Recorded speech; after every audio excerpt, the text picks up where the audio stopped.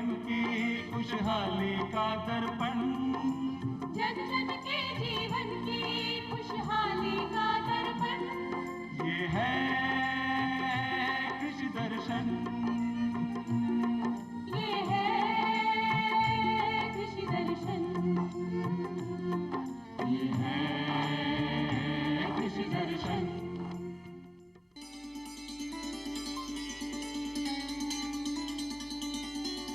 कार्यक्रम में एक बार फिर आप सभी का स्वागत है।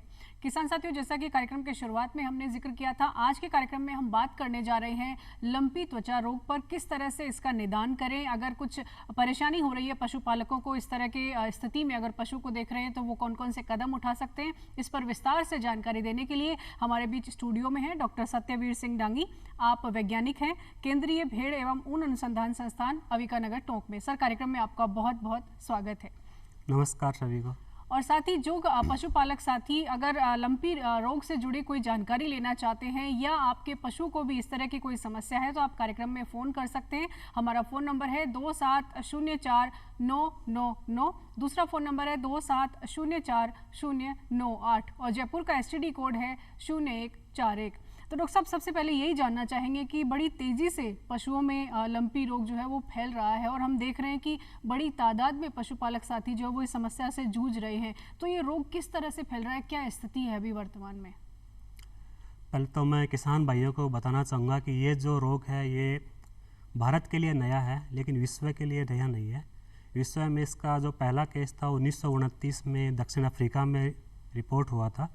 उसके बाद में भारत में जो इसका पहला केस है वो जुलाई 2019 में उड़ीसा में रिपोर्ट हुआ और उसके बाद में धीरे धीरे ये पूरे भारत में फैल गया है। अभी जो प्रेजेंट में देखा जाए तो ये 15 राज्य इसके चपेट में आ गए हैं। हम राजस्थान की अगर बात करें तो राजस्थान में बात करें तो लगभग 17 से 18 डिस्ट्रिक्ट राजस्थान के भी कवर राजस्थान में, हाँ, इसकी चपेट में आ गए। यानी पूरे भारत में अगर देखें तो 15-16 राज्य इसकी चपेट में है और राजस्थान में भी लगभग 15-16 डिस्ट्रिक्ट इसकी चपेट में है। इसकी चपेट में आ जी गए। सर, हम एक और चीज़ देख रहे हैं कि लंपी रोग ज़्यादातर गायों में देखने को मिल रहा है, गायें इससे ज़्यादा परेशान हो रही, तो ये क्या समस्या है? क्या सिर्फ गायों में होता है ये एक विषाणु जनित रोग है जो कि होस्ट स्पेसिफिक होता है, यानी जिस भी ये गोवंश में या होता है तो वो उसी में ही पर्टिकुलर उसी को इफेक्ट करता है।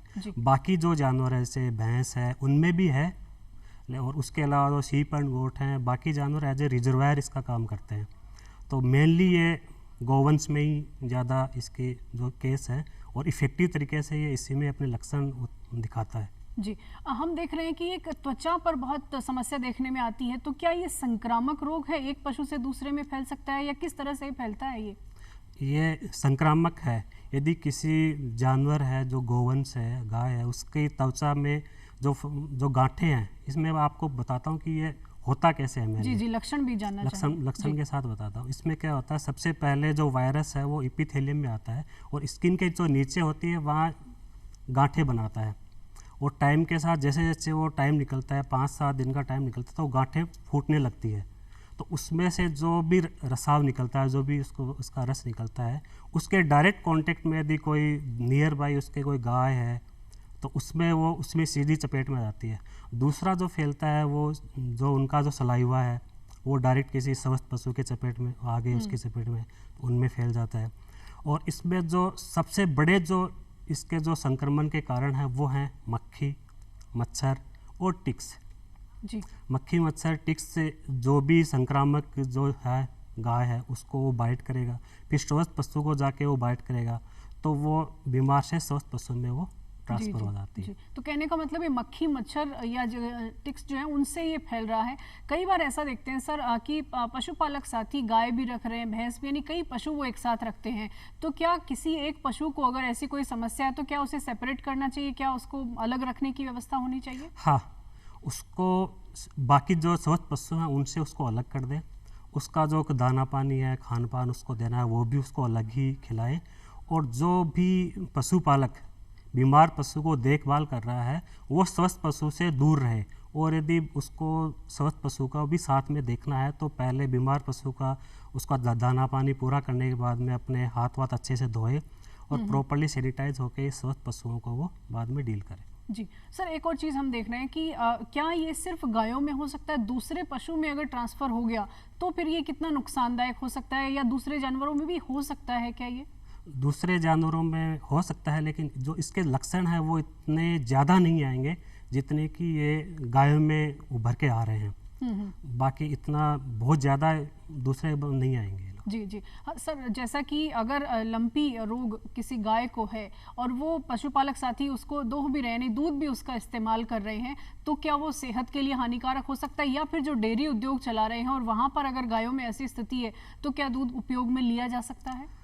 दूध को मैडम पशुपालक भाइयों को बताएंगे, दूध को उपयोग में ले सकते हैं। प्रॉपरली उसको आप अच्छे से उबालने के बाद में उसको काम में लिया जा सकता है, क्योंकि ये एक जूनोटिक डिजीज नहीं है। जूनोटिक वो होती है जो पशुओं से आदमी में आ जाए, इस तरह की, हाँ, इंसानों में आ जाए, इस तरह की ये बीमारी नहीं है। और बहुत ही को रेयर चांस में कोई केस रिपोर्ट हुआ होगा इस तरह का। लेकिन उनको एक दूसरी बात है जिसका विशेष ध्यान रखना है कि वो बीमार जो भी उनके पशु है उनके बछड़ों को दूध ना पिलाए, यदि बछड़ा स्वस्थ है तो, क्योंकि उनमें ये बीमारी हो जाएगी। इसलिए अपने बछड़ों को उससे अलग रखें और स्वस्थ बछड़ों को कोई जो भी स्वस्थ गाय है उसी का दूध पिलाए। जी जी, इसके अलावा सर बहुत सारी ऐसी समस्याएं भी होती हैं, बहुत सारे ऐसे लक्षण हैं इसके जो पहचानने में नहीं आते हैं, और अगर लक्षण पहचान लिए जाए तो क्या इसे कंट्रोल किया जा सकता है? कौन कौन सी ऐसी चीज़ें हैं जो पशुपालक साथियों को ध्यान रखनी चाहिए? सबसे पहले तो मैडम इसका पशुपालक भाइयों को सबसे पहले ध्यान रखना है कि जैसे ही शरीर पे इनके बुखार आने के बाद में यदि शरीर में हल्की हल्की छोटी छोटी गांठें पड़ने लग जाएं, दिखने लग जाएं छोटी छोटी गांठें, और जो गांठें होती हैं वो 1 सेंटीमीटर से लेके 5 सेंटीमीटर तक बड़ी हो सकती हैं। यानी सबकी सब गांठें बराबर साइज की नहीं होती है। जैसे हम नॉर्मल देखते हैं दूसरे जो हमें पॉक्स वायरस जो पॉक्स डिजीज होती है इंसानों में, उसके जो गांठें होती हैं वो लगभग बराबर साइज की होती है, लेकिन इसमें बराबर नहीं होती है। 1 सेंटीमीटर से 5 सेंटीमीटर तक की हो सकती है, और उसके बाद में धीरे धीरे वो बड़ी होकर फूटने लगती है। तो वो शरीर जो इसकी त्वचा है उस पर घाव करती है, और घाव के कारण से क्या होता है कि जानवर है मिट्टी में ही बैठेगा, इधर उधर और भी कहीं टच करेगा, तो उसके कारण से उसको सेकेंडरी इन्फेक्शन हो जाता है। जो बैक्टीरियल इन्फेक्शन हो गया या कुछ और हो गया, उसके कारण से जो पशु में जो बीमारी आती है वो जो डेथ होती है वो भी उसी के कारण से हो रही है। सीधी इस विषाणु के कारण से डेथ के चांस कम है। दूसरा क्या होता है कि इसमें जैसे पशु के लंग्स में इफेक्ट किया वायरस ने, वहाँ गांठें बनी, उसके कारण से न्यूमोनिया भी डेवलप हो जाता है, तो उसके कारण से भी इसमें पशुओं की डेथ हो जाती है। जी, कहने का मतलब ये है कि लंपी त्वचा रोग उतना हानिकारक नहीं है, लेकिन इसकी वजह से जो दूसरे जो परिस्थितियां बन जाती हैं, जो दूसरे रोग हो जाते हैं, उसकी वजह से कहीं ना कहीं ये बहुत गंभीर स्थिति बन जाती है। तो जो रखरखाव है वो कितना मायने रखता है कि किस तरह से पशु जहाँ रह रहे हैं, क्या वो सूखा होना चाहिए? रखरखाव पे क्या विशेष ध्यान रखना चाहिए? हम इसको कंट्रोल करने का जो सबसे मेन है वो इसका एनिमल का रखरखाव ही है। रखरखाव के लिए स्पेशली जो भी उनको जिस बाड़े में उनको रखा जा रहा है वहाँ पानी वानी ना हो, मिट्टी गिल्ली ना हो, सूखी रहे। और इसके अलावा जो पशुपालकों को ध्यान रखना है वो है कि जो नीम का पानी है, नीम को पत्ते तोड़ के उसको अच्छे से उबाल ले, और उसका जो पानी है उससे जहाँ भी घाव हो गए उनको वो साफ़ करें। और ऐसी जो क्रीम आती हैं जो कि मधुमक्खी जो ये मक्खियाँ होती हैं या जो मॉस्किटो होते हैं उनको रिपेल करते हैं, उनकी रिपेलेंट होती है, जो उनसे उनको त्वचा पे उपयोग में लाएं।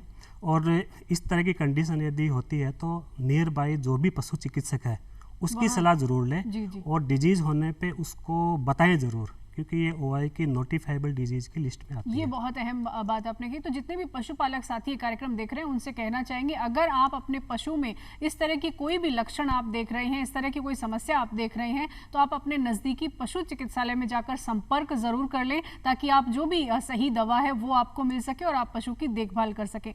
सर एक और बात जानना चाहेंगे, कई बार ऐसा होता है कि पशु बहुत गंभीर स्थिति में आ जाता है, उसका उठना बैठना जो है वो भी बहुत ऐसा हो जाता है कि पशु उठ भी नहीं सकता है, और कई बार हम ये भी देखते हैं कि ऐसी स्थिति के पशुओं को लावारिस भी छोड़ दिया जाता है। तो ये कितनी गंभीर स्थिति हो सकती है, इस बारे में आप क्या कहेंगे? मैडम जितने भी पशु जो लावारिस कंडीशन में रहते हैं उनको या तो वहाँ से उनको गौशाला में शिफ्ट किया जाए या फिर ऐसी जगह शिफ्ट किया जाए जिनको उनको आइसोलेट किया जाए या क्वारंटाइन किया जाए। क्वारंटाइन ऐसी जगह होती है जहाँ पे बाकी का मूवमेंट रेस्ट्रिक्टेड होता है, तो ऐसी जगह पे ऐसे जानवरों को रख के उनका उपचार किया जाए, तो उस केस में ही इसको हम कंट्रोल में कर सकते हैं लावारिस पशुओं जी। के कारण। तो सर हम गौशाला की बात करें तो गौशाला में तो बड़ी तादाद में पशु रहते हैं, तो वहाँ पर आइसोलेशन के दौरान क्या विशेष सावधानी बरती जाए ताकि दूसरे पशुओं में ये ना फैले? गौशालाओं के लिए ये यदि फैलती है तो ज़्यादा गंभीर होगी। इसमें जो भी सबसे पहले तो ये है कि जो भी बीमार पशु आए उसको क्वारंटाइन करें, आइसोलेट करें, और जो भी आदमी उनकी देखरेख कर रहा है वो बाकी पशुओं की देखरेख ना करें, वो सिर्फ बीमार पशुओं की ही देखरेख करें। और जो जैसे ही सिम्टम आने स्टार्ट हो, नज़दीकी जो भी पशु चिकित्सक है उसकी सलाह के अनुसार वो अपना काम करें वहाँ पे। जी सर, ऐसी स्थिति में अगर कोई पशु है तो पशुपालक साथी पशु के खान पान में विशेष क्या ध्यान रखें, क्योंकि मल्टीपल बीमारियां एक साथ होने लगती हैं, इम्यून सिस्टम कमज़ोर होने लगता है पशु का, तो खान पान में क्या ध्यान रखें? खान पान में मैडम स्पेशली जो ध्यान रखने की बात है वो इस तरह का खान पान दिया जाए जो कि आसानी से जानवर उसको पचा सके। जैसे हम उनको यदि दाना दें तो दाना उसको साबुत ना दे के उसको दलिए के रूप में दिया जाए, और उसको दलिए को भी उबाल के दिया जाए, जिससे कि जानवर आसानी से उसको निगल सके और उसका पाचन डाइजेशन कर सके। और यदि उसको चारा देना है तो हरा चारा दिया जाए जो कि आराम से उसको जानवर निगल तो वो सके। भी साफ सुथरा हो, हरा चारा भी। बिल्कुल बिल्कुल साफ क्योंकि जो सुथरा हो। जीव जंतु है वो हरे चारे में भी कहीं ना कहीं रहते हैं, और वो हुआ तो फिर और नुकसान हो सकता वो है। हुआ तो नुकसान जी हो जी सकता है। सर, टीकाकरण की भी हम जानकारी लेना चाहेंगे। क्या इस रोग को रोका जा सकता है टीकाकरण से? जो हम सुन रहे हैं कि जो गोट पॉक्स है उसे लगाकर इस तरह की बीमारी है उसको रोका जा सकता है, तो इस बारे में आप क्या बताएंगे? टीकाकरण का ये है कि अभी तक विश्व में इस बीमारी के अगेंस्ट कोई भी टीका उपलब्ध नहीं है, लेकिन जो भी दक्षिण अफ्रीकन कंट्रीज़ में इसको कंट्रोल किया गया था तो वहाँ से हमने ये सीखा कि इसके अगेंस्ट गोट पॉक्स की जो वैक्सीन है और दूसरी शीप पॉक्स की, क्योंकि इसका जो वायरस है वो इनसे, जो गोट पॉक्स और जो शीप पॉक्स है इनसे रिलेटेड वायरस है, तो इनकी जो वैक्सीन है वो कंट्रोल करने में मददगार साबित हो सकती है। जी, तो क्या पशुपालक साथियों को ये सलाह देंगे कि वो अपने पशु को गोट पॉक्स लगवा लें जहाँ भी उपलब्ध है ये? हाँ, यदि कहीं अवेलेबल है और उनको मिलती है तो वो अपना गोट पॉक्स का वैक्सीन लगवा सकते हैं। सर, एक और बात जानना चाहेंगे, जिन पशुपालक साथियों ने अपने पशु का बीमा करवा रखा है और इन स्थिति में अगर पशु गंभीर स्थिति में आ गया, पशुधन का नुकसान हो गया, पशुधन जो है वो मर गया, तो क्या उन्हें बीमा इसमें कवर होगा उनका?